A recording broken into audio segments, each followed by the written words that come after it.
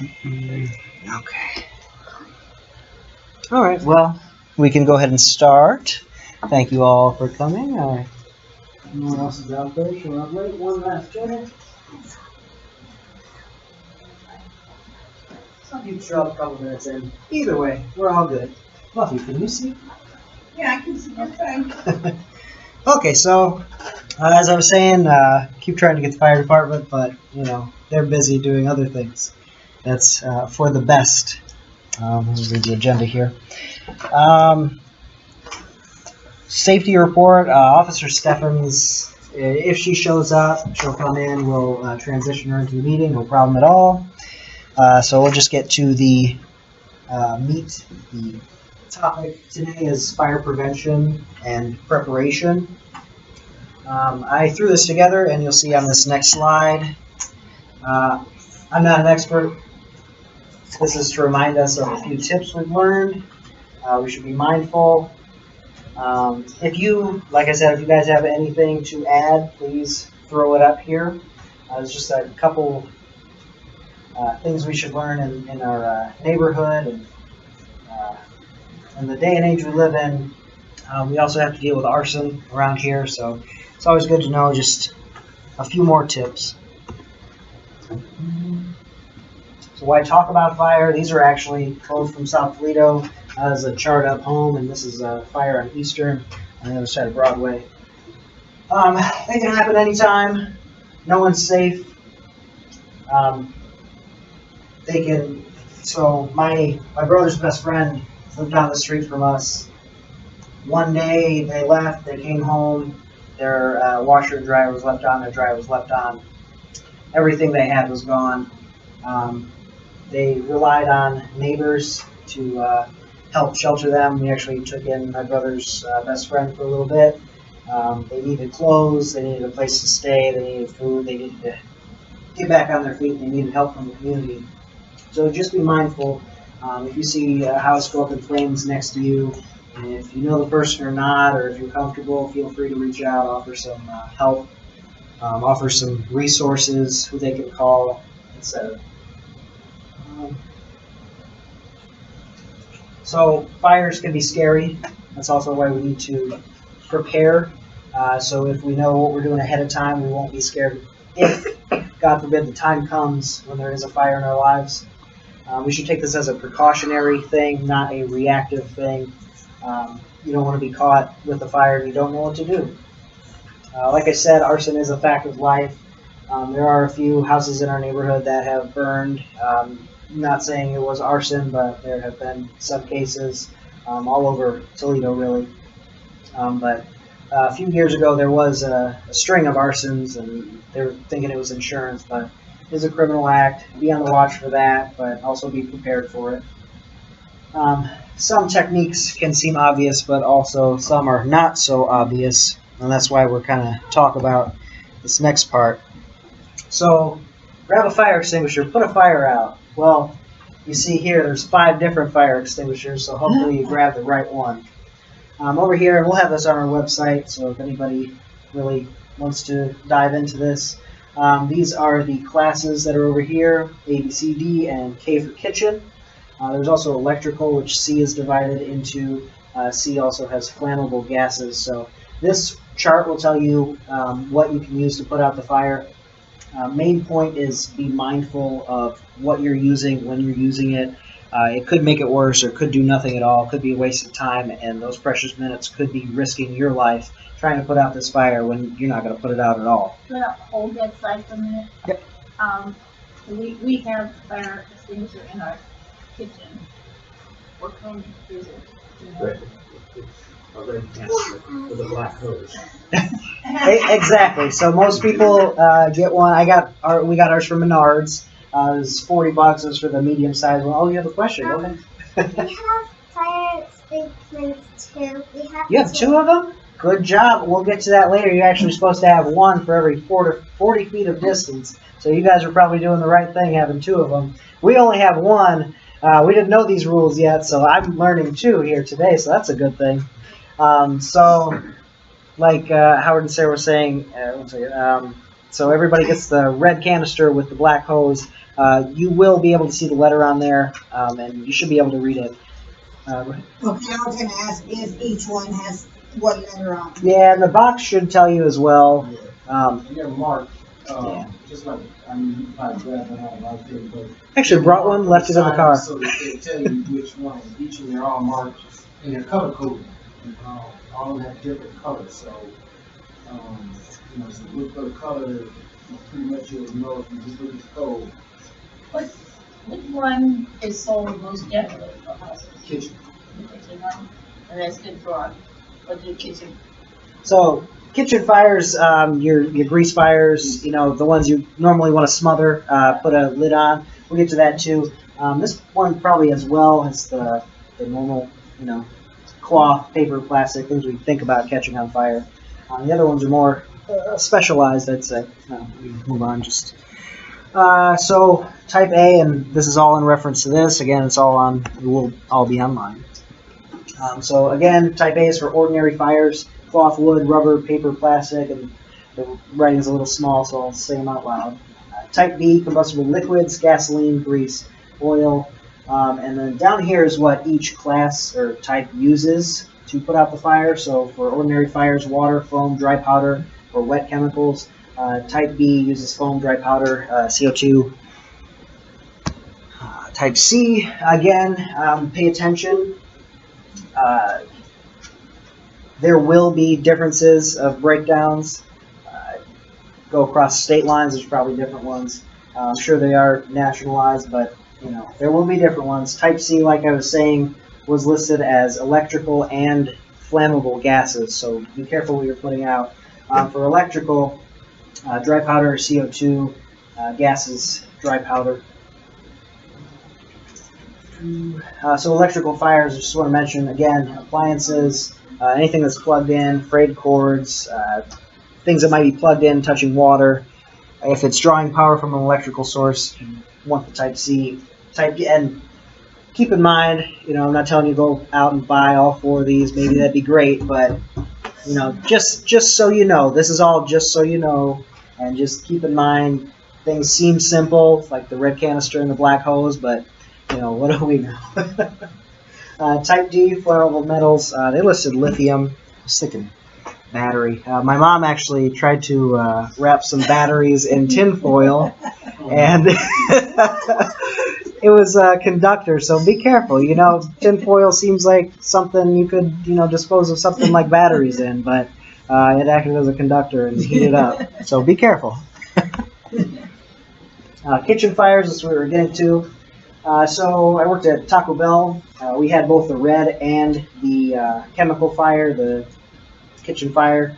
So that will be silver.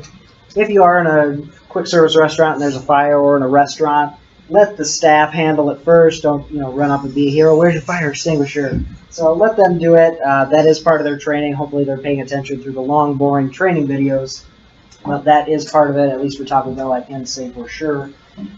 Chemical, and everybody's supposed to get a tour. They're supposed to know where they are so they can quickly access them. They're supposed to be trained how to use them. In your own kitchen, remember, if it's a grease fire, try not to put it out with water. Throw water on it. It will make it worse. Try to smother it either with the lid to the pot or pan or something else that might be heavy enough to put it out. But again, be careful. Whatever you're using to put it out might also be flammable. So this is over here saying that this silver one, used by cooling and forming a foam blanket to prevent the fire from reigniting. So again, smothering the fire. How to use an extinguisher. Like I said, I brought one, but it's in the car. Forgot it. It's heavy anyway. So pass. That's the normal method people use to explain how to use a fire extinguisher. You hold it, pull the pin, aim it at the fire. I guess it's a little aim and squeeze at the same time. The trigger and the handle, and then sweep at the base of the fire. Then race is another method. And again, I learned this from Taco Bell, so people are learning this. We are learning it in our day-to-day lives. It's just, what do we retain and what do we have in our minds when there's a fire blazing in front of us.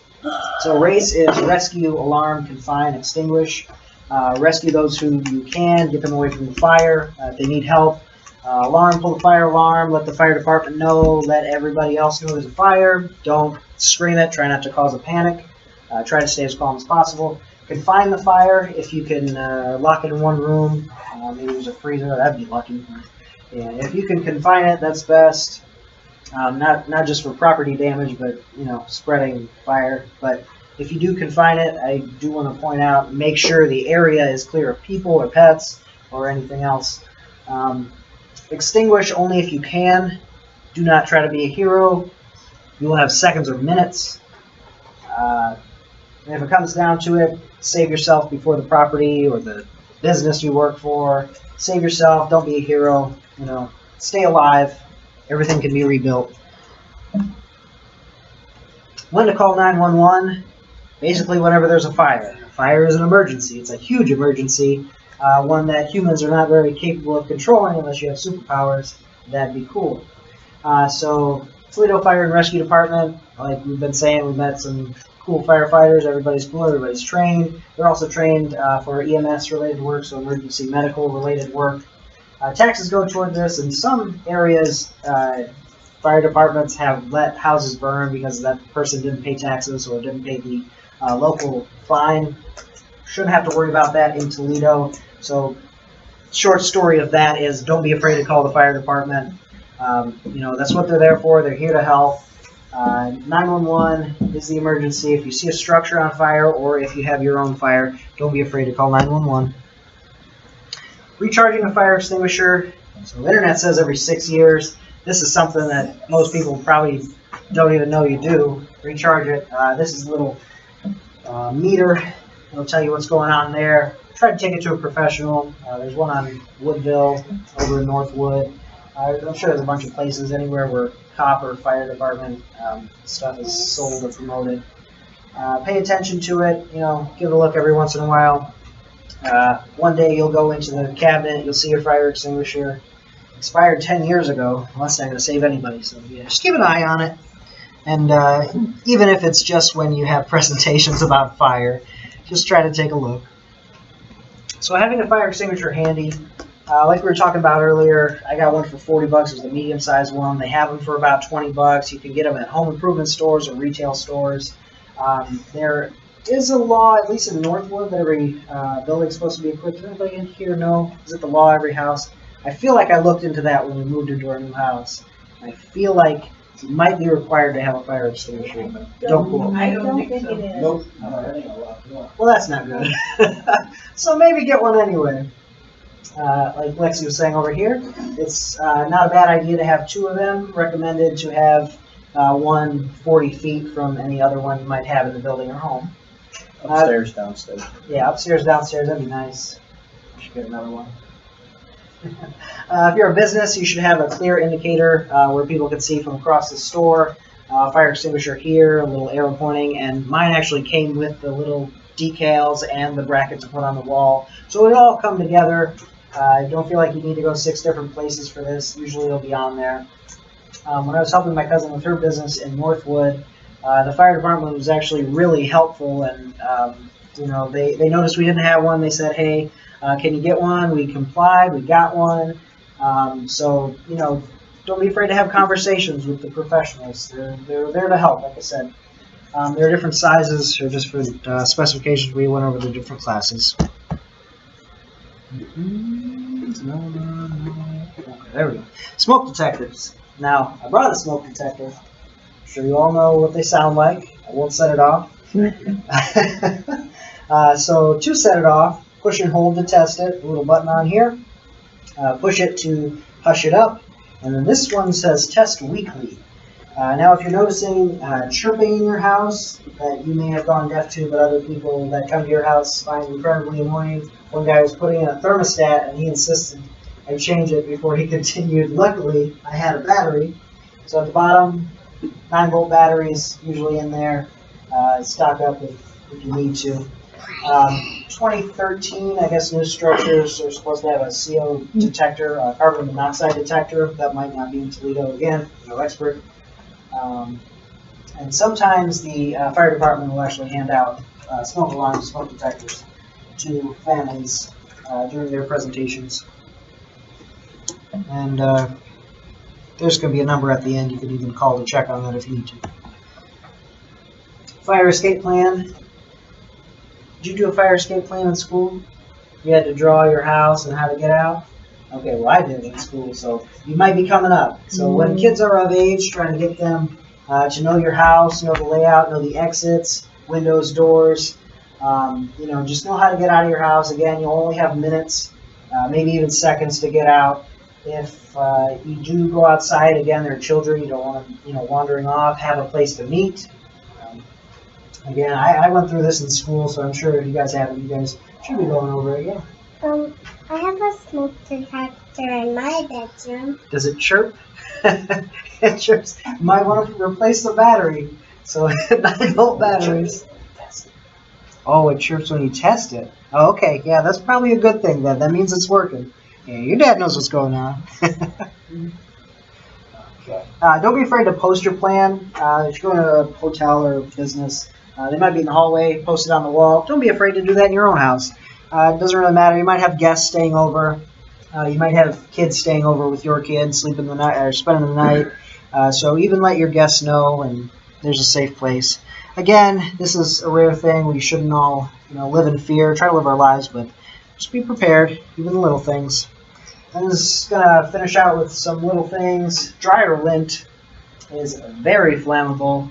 I know I pull a lot out of my dryer, especially with blankets. I scratch it off the lint trap and then I throw it in the garbage, but there's lint dusting and flying all around, and then my water heater's right there. So I gotta be careful. I stand between the water heater and the lint I'm throwing away. So be careful what's flammable. Pet hair is flammable also in my basement with the lint. So try to sweep, try to keep it away from like the fridge, the outlets, the stove, washer and dryer. Be mindful pet hair might be anywhere in your house if you have a pet. Most things can be left plugged in, but keep in mind that the wires might be frayed. Get some electrical tape or hopefully replace the plug or appliance or device. Be careful with short circuiting and contact with water. Any of these can cause electrical fires. Make sure all fire equipment like lighters, long lighters, candles, those are put up from the children.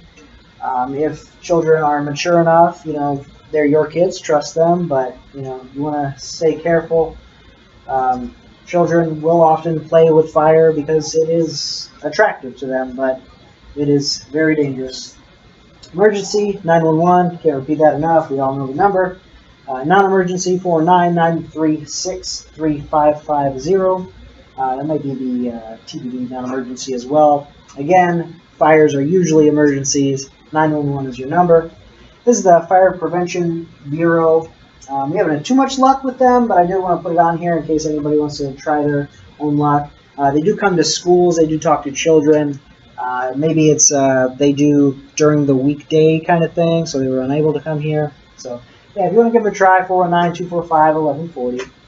So that concludes this. Anybody else have anything else to add? A couple things. A dry powder fire extinguisher is probably your best one to have and that you use to handle most of your fires. And Costco has a 10-year smoke detector. You don't have to replace the battery for 10 years. It's sealed. And I actually want to make sure everybody knows when you have sleepover parties, all the kids should know this is a escape plan too. Yeah, That's right. I know how to get out. A note about the 10-year fire, smoke detector, and it's usually a CO2 detector now. I just got one at Sam's Club, and it was packaged like you said. I think it was like $37, but you probably get something cheaper. I was actually getting 4 of them, and then I saw the price. Sam's Club has it backwards. They have the price above the thing. So yeah, just be careful when you're buying too. Anything else? What is it, dry powder? Dry powder. So it's just what comes out of the fire extinguisher. Okay. As you call this slide, Okay, it yeah. showed dry powder, A, B, and C. Yeah, It's a good Yeah, I see. look how many things it It'll hits. handle most of them. yeah. It's also if you have a small one next to your bedroom, any kind of somebody comes in your house, you hit them in the face with it, I guarantee they're gonna be coughing like crazy, and it goes a long ways. Yeah, I see it, okay, yeah. Yeah. So fire Multiple. extinguishers also I've been hit with dry powder, and it is not fun. also self-defense mechanisms, and that reminds me, I was actually going to mention it. Arson and keeping your home safe, SEPTED, crime prevention through environmental design. So a lot of these things you just want to keep in mind, how to protect your property. It might not be a fire that starts inside the house, it might be started outside the house, so just keep that in mind. Maybe have a hose nearby if that would help at all. But yeah, there's good multiple uses for fire devices. Also, if you want to deafen a friend, take the smoke detector while they're sleeping and push the button. Yeah, so you just want to spend the night with you. Okay. Anything else? Okay, we will exit this. Okay, probably turn this off. Quieter in here. Wow. I'm assuming the. Oh, let me turn the lights on real quick.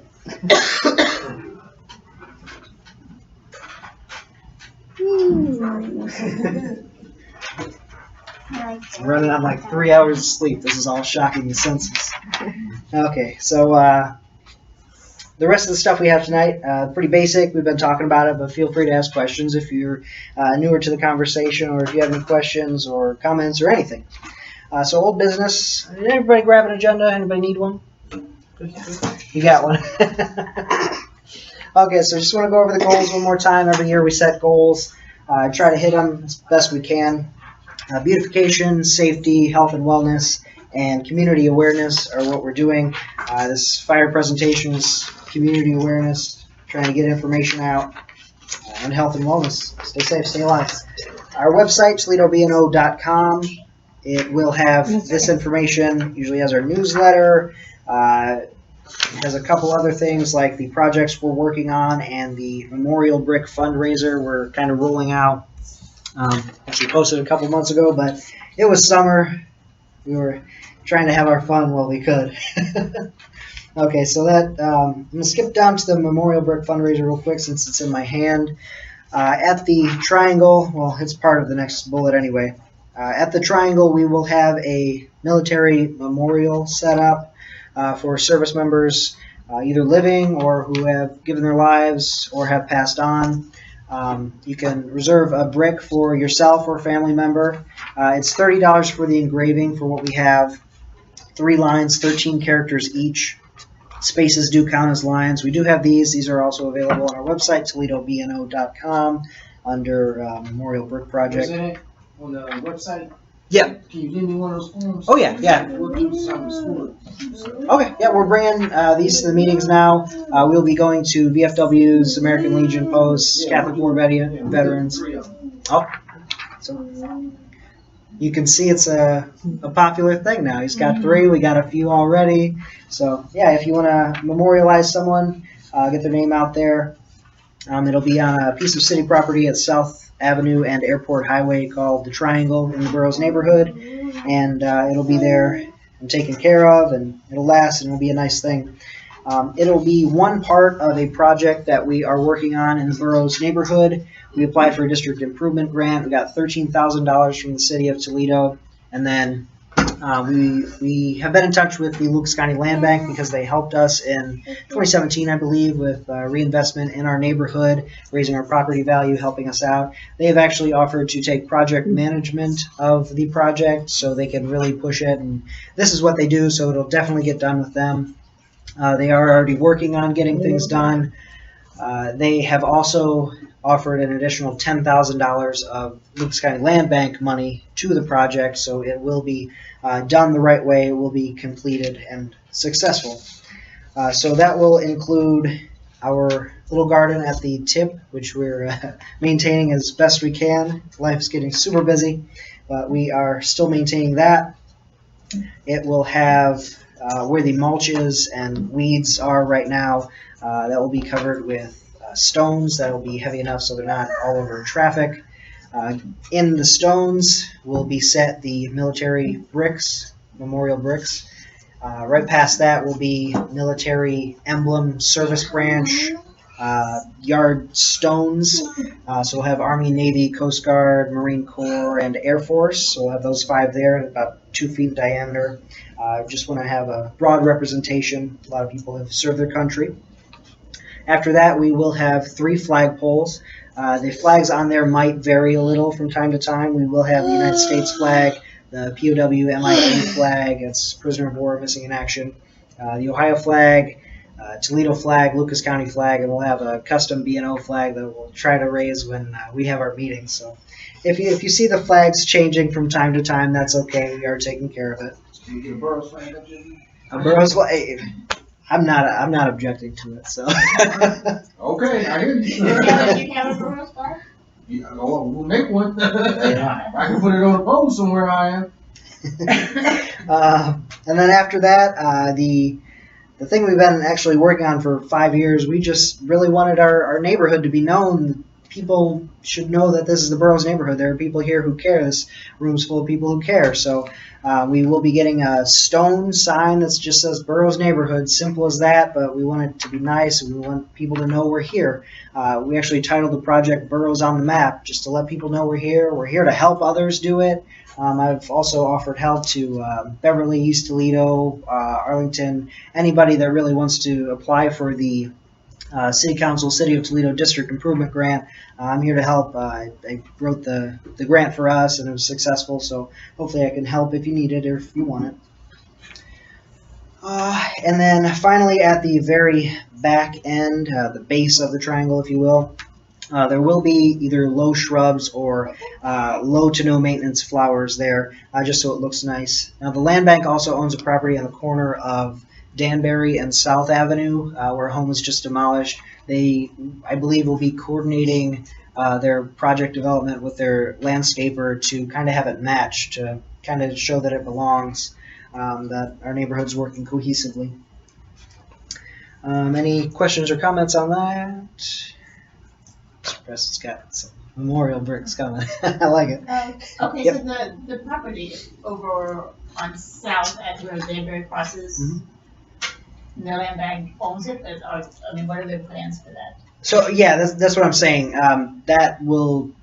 This is what we said a couple months ago. I'm not sure if that's still their plan. I think it is, but they will be working at the same time as the triangle to have it match, like the low shrubs and the low to no maintenance flowers. Well, I mean, is it a residential property or? Yeah. Yeah. It was a duplex. It wasn't. It was a duplex that they tore down. Okay, so now there's no building on the property. Yes. Nothing on the property. Flat grass, and it is getting a little out of control, and that's the purpose of managing at the same Well, time. so for the time being, they just want to manage the property, not build anything, and have it correspond with the. Yeah, I think that's a trend around the city too. More green space, less structures. If there is somebody that wants the property, maybe, but the land bank is focused on owner occupied and people who are investing in the property, so they're not going to sell to a renter or anything like that. And a lot of times with those empty lots like that, they offer it to the people that live right there with them. Yeah. So that if they want to buy that lot, they can usually buy it really cheap, and as long as they maintain it. Now the neighbor next door to this property, they did build a fence, and that might just be because it was going to be vacant. Maybe they didn't know what things were happening there. If the land bank, or when the land bank goes through with their plan, they might take the fence down. They might even want it at that point. So we will see. But again, probably no structure. Probably wouldn't have to worry about that too much.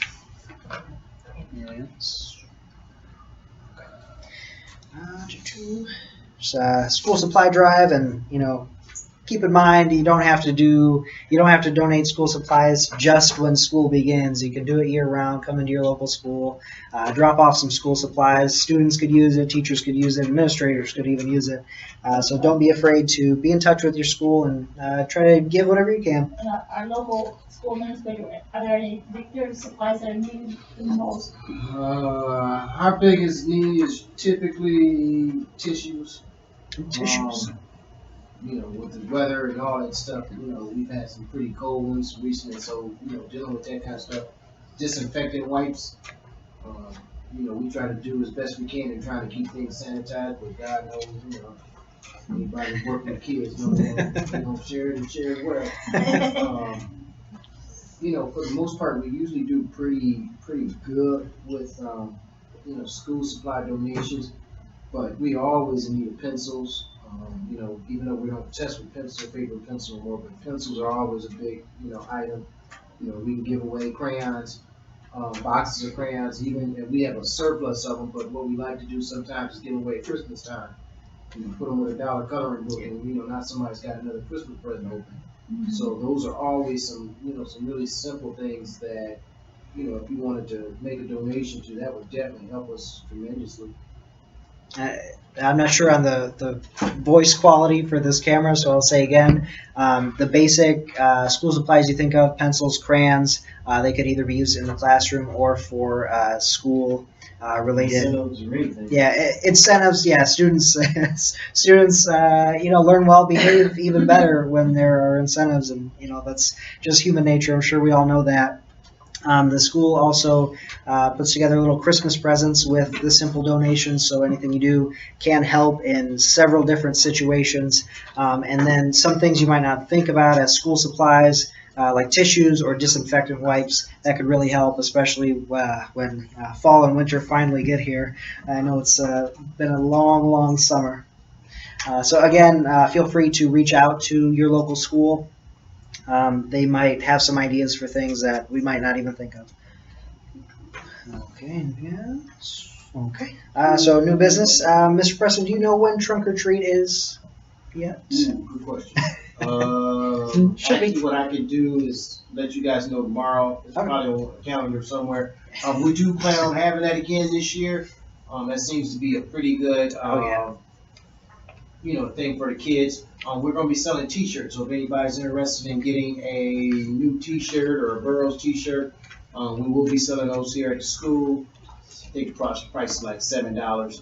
Also, we got volleyball going this year. So you guys saw tonight, this is the first time we are the only elementary school of all the elementary schools in the city of Toledo that have their own volleyball team. Nice. Right. So we have a 6th, 7th, and an 8th grade team. So they will be playing. That schedule is posted on the Burroughs School Facebook page. We don't have any fundraisers coming up at this time. I'm trying to think of what else. The school report card. We made improvements in our school report card. That's something that was put out on the Toledo Public School website. And has Burroughs clearly across the top of it. So those are some of the things that have, some of the changes that have been going on here at school. Sorry, mention it and then get going. Oh, well, I'll try to think of the question I asked.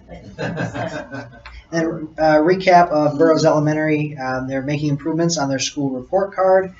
They are the only elementary school to have a volleyball team, 6th, 7th, and 8th grade. They actually just had a game tonight. There's a good turnout for that too, so I'm glad to see that. Community's getting involved, coming out to support.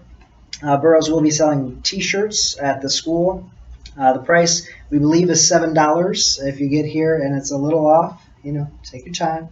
But trunk or treat, BNO usually tries to participate in that, have a car out. It's where people open up their trunks, they have candy here at the school. There's actually a really Safe environment for trick or treating. Yeah, it's a safe environment for trick or treating. There's a huge line of students that actually go around like 3 times. Everybody has a good time, parents and kids, and whoever's handing out the candy.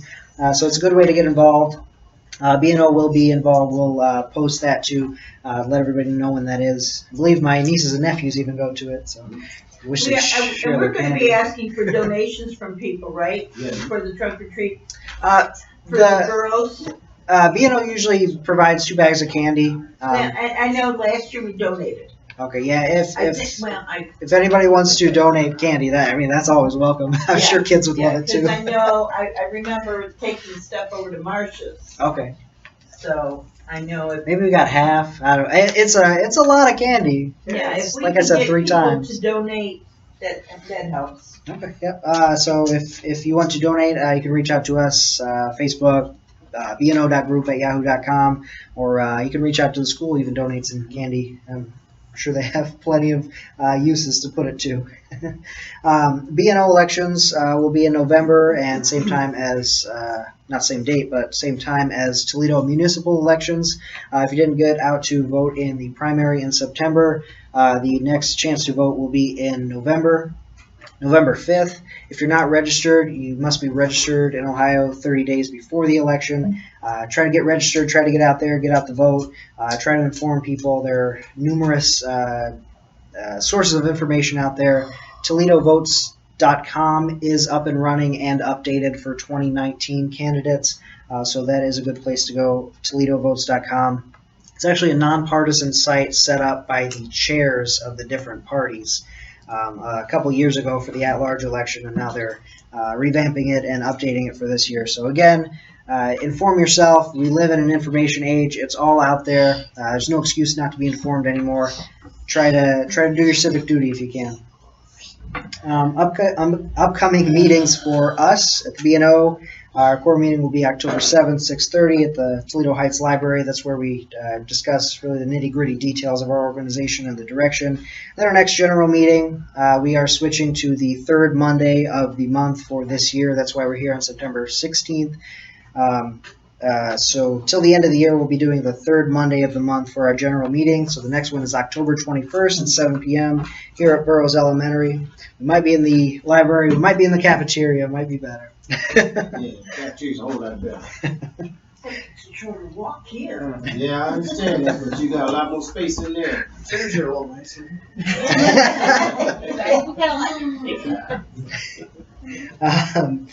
So at this point, we have an open floor. So if anybody has any neighborhood concerns from the boroughs or elsewhere, we're all in this together. It's one city, one neighborhood in the city. We do try to focus on the boroughs neighborhood, but if you have anything from anywhere, please let us know.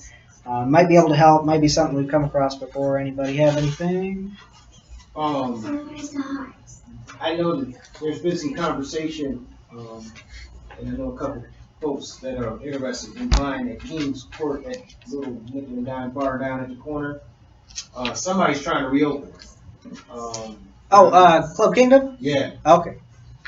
You heard they're trying to reopen it. Oh, yeah. Oh. Yeah, somebody applied for a liquor license for it.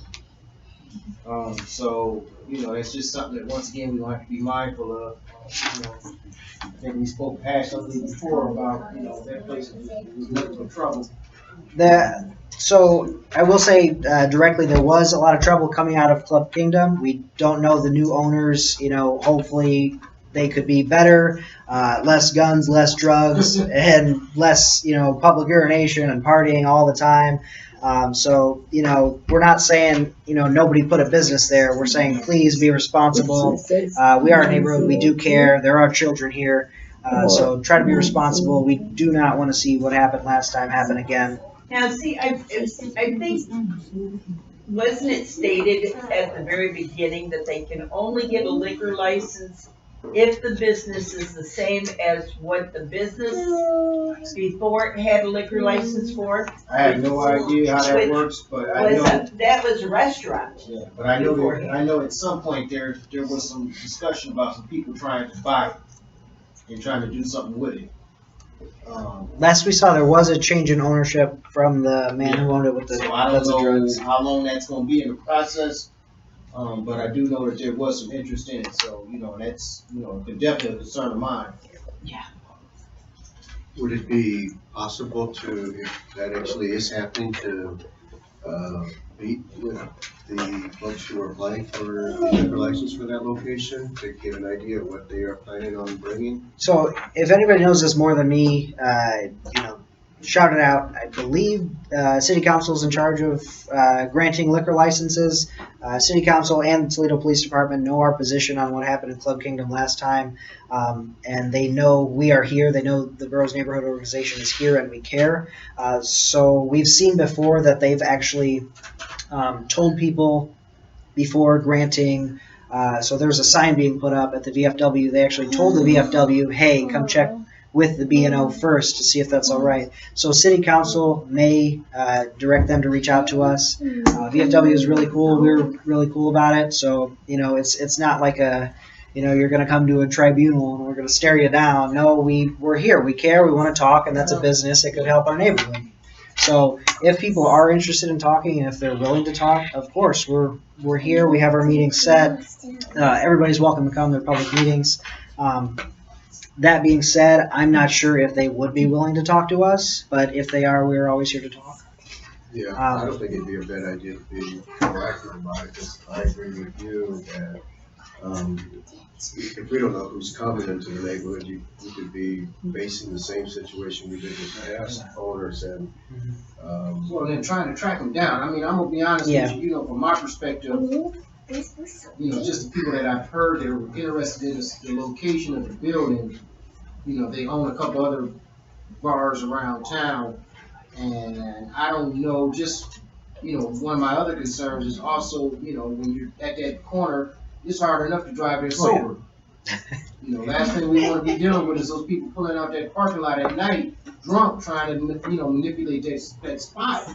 And I hate to say it, but I got parents that let their kids out all night long. And that's not a very safe in and out place for them to be with cars in our neighborhood with so many kids in our area. Yeah, we see a lot of traffic debris from accidents at Airport in Danbury and Airport in South. So right there, that's exactly where the accidents are happening, and more alcohol there is not great for that. So our community service officer knows very well, and she actually updates us when she comes in. What's her name? Officer Stephens? Yeah. Well, is that a man or a woman? Woman. Oh.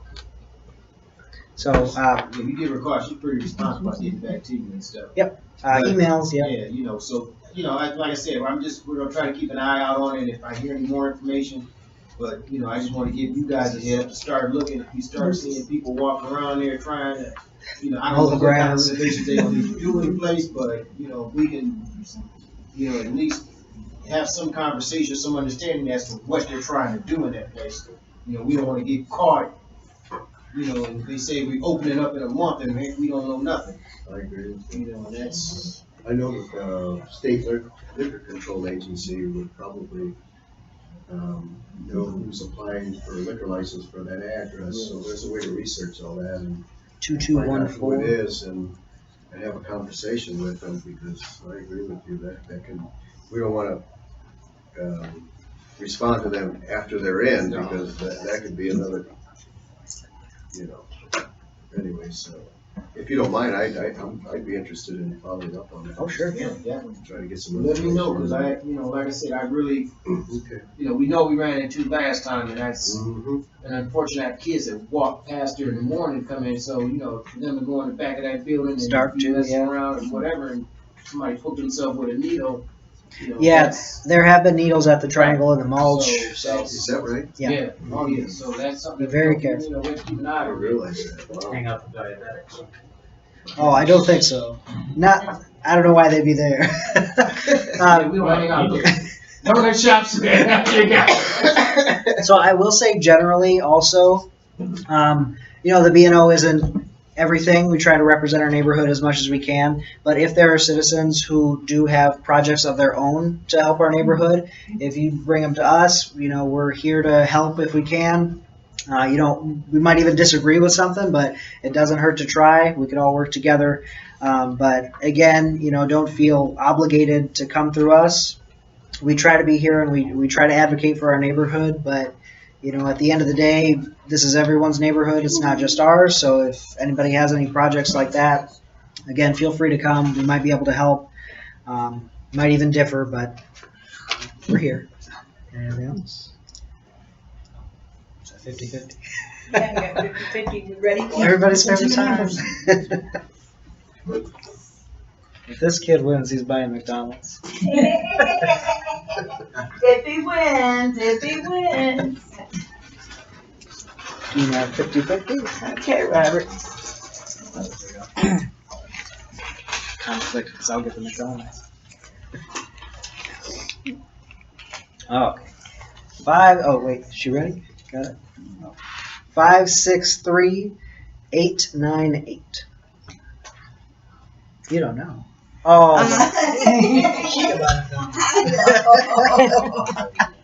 Yes, yeah. okay, so I'd like to thank anybody who watches this, everybody in this room for coming, and Burroughs Elementary School for letting us in and always being here for us to help us help the neighborhood. Thank you all. They're garbage now, dear. Thank you, Robert. Thanks. Thank you.